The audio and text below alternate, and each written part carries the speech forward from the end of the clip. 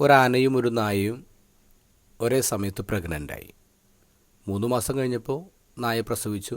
6 പട്ടിക്കുഞ്ഞുങ്ങളുണ്ടായിരുന്നു. പിന്നെ ഒരു 6 മാസം കഴിഞ്ഞപ്പോൾ നായ വീണ്ടും പ്രഗ്നൻ്റായി. 9-ാം മാസത്തിൽ വീണ്ടും പ്രസവിച്ചു. അതങ്ങനെ തുടർന്നു. 18 മാസം കഴിഞ്ഞപ്പോൾ ഈ നായ വന്നിട്ട് ആനയോട് ചോദിച്ചു, നീ ശരിക്കും പ്രഗ്നൻ്റാണ്? എൻ്റെ 3 പ്രസവം കഴിഞ്ഞു, എന്നിട്ട് നീ ഇതുവരെ പ്രസവിച്ചിട്ടില്ല, എന്താ സംഭവം?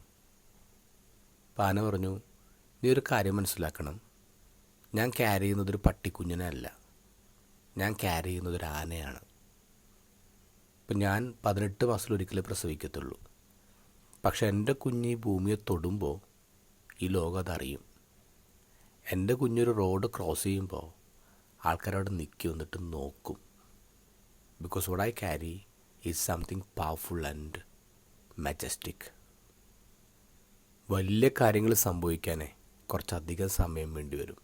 ചിലപ്പോൾ കുറച്ചധികം പെയിൻ കൊടുക്കേണ്ടി വരും. ചിലപ്പോഴൊക്കെ നമ്മൾ വിചാരിക്കും, നമുക്ക് വൈകിയാണ് ദൈവം ഓരോ കാര്യങ്ങൾ തരുന്നത്. നമുക്ക് ചുറ്റുമുള്ളവർക്ക് ദൈവം പെട്ടെന്ന് കൊടുക്കുന്നുണ്ട്. തൊട്ടടുത്ത ആൾക്കാർക്ക് ചിലപ്പോൾ നമ്മളെക്കാൾ വേഗത്തിൽ ജോലി കിട്ടും, ചിലപ്പോൾ നല്ല കോളേജിൽ അഡ്മിഷൻ കിട്ടും, നല്ല ജീവിത പങ്കാളി കിട്ടും. അത് കണ്ടിട്ട് നിങ്ങൾ സങ്കടപ്പെടേണ്ട, അസൂയപ്പെടേണ്ട. നിങ്ങളുടെ സമയം വരുന്നേ ഉള്ളൂ. പക്ഷെ നിങ്ങളുടെ സമയം വരുമ്പോൾ പീപ്പിൾ വിൽ ബി എമേസ്ഡ്. ഇന്നത്തെ ഗോസ്പലിൽ ഈശോ അതാണ് പറയുന്നത്. സങ്കടങ്ങൾക്ക് അല്പായുസാണെന്നേ.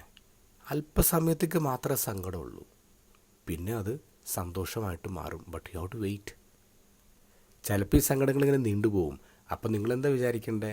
I am expecting something amazing.